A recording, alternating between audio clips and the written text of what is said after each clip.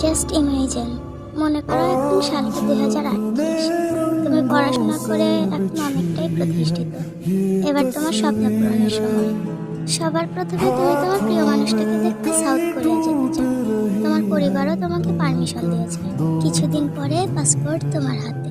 তুমি বিশ্বাসই করতে পারছো না যে তুমি সত্যিই কোরিয়া যাচ্ছ। তার কিছুদিন পরে তোমার ফ্লাইট হয়ে গেছে। তুমি এখন প্লেনে বসে আছো। তোমার মনে অনেক স্বপ্ন, অনেক অনেক স্বপ্ন নিয়ে তুমি যাচ্ছ। কিছু ঘন্টা পরে তুমি ফাইনালি সাউথ কোরিয়া চলে আসো। তারপরে তুমি তাকে পাগলের মতো খুঁজতে থাকো, কিন্তু তুমি তাকে খুঁজে পাও না।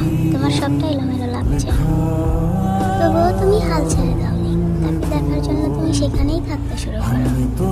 তোমার প্রায় 2টা বছর কোরিয়াতেই কেটে গেছে, কিন্তু এখনো তার দেখা পাওনি। তুমি তাকে দেখার আশা প্রায় ছেড়েই দিয়েছ। এরপর তুমি একদিন একা রাস্তায় হাঁটছো, কানে হেডফোন আর প্রিয় কিছু গান বাজছে। হঠাৎ তখনই তোমার থেকে কিছুটা দূরে তুমি কাউকে দেখতেছো।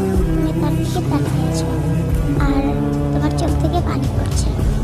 তুমি তার কাছে যাও না, কারণ তার সাথে একটা মেয়ে ছিল, হয়তো সেটা তার ওয়াইফ হবে। তুমি মনে মনে বলছো, কত ভালোবাসি তোমাকে, কত পাগলামিই না করতাম তোমাকে নিয়ে, কত ভালোই না ছিলাম তোমাকে ভালোবেসে।